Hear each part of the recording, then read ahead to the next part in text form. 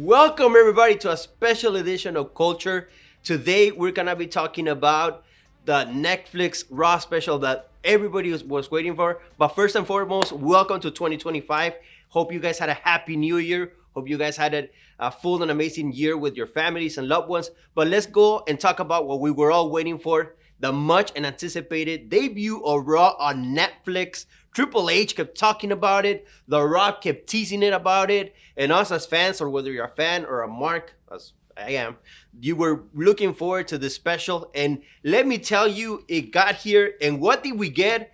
Oh my gosh, we got The Rock. We got the return. Well, we started with Triple H coming out from the curtain. And then The Rock came out. The Rock came out as the final boss. But if you knew and you saw the Netflix special, you saw that The Rock kind of broke kayfabe a little bit. He kind of like teased the fans a little bit. And then all of a sudden, he started talking to Cody Rhodes. And if you're following the storyline, well, what happened there was basically he acknowledged Cody Rhodes. He told him that he gave him his flowers. And then afterwards, what was it on the NXT special? He came out saying that he didn't want people to talk about what happened last year. This is the start of a new era. Triple H calls it not the Triple H era, but he calls it the Netflix era, even though you have the other show, which is SmackDown, which is not on Netflix. But in any case, I guess we have to give him the benefit of the doubt. In my point of view, it was an okay show. It was only 4 matches.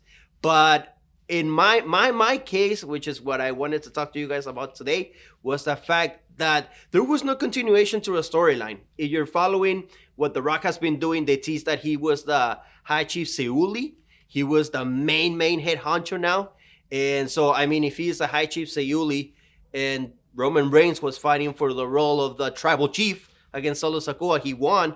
But The Rock just came out and gave him the Sofalafa. I mean, what is it called? Production, what's it called? Oh, the Lufa Lufa. No, the Afala, the Ufalafa. The thing, what is that thing? Yeah, Maui. Yahoo! The Rock did that on Raw, by the way. He gave him the Ulafala. He gave him to Roman Reigns. And there was speculation whether Paul Heyman was going to turn, whether The Rock was going to bring in a new bloodline. Nothing. Nada. Sip. Nothing happened. It was just he acknowledged it, gave it to him.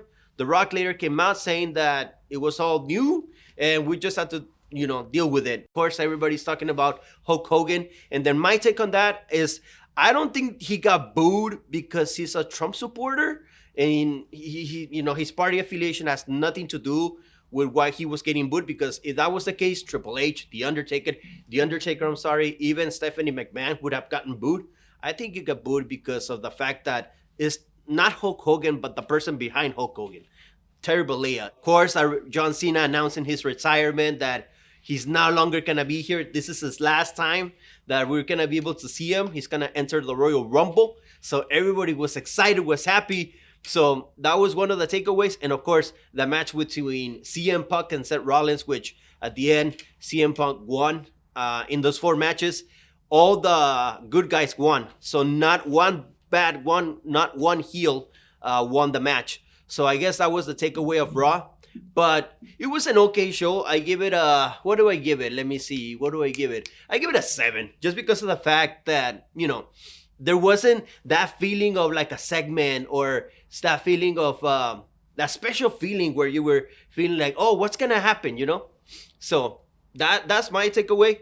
But in any case, let's stay tuned for our next episode. But if you don't like Monday Night Raw, we can always watch Squid Game Season 2, also premiering also on Netflix, and start singing this song, which goes like this. See you guys on the next episode.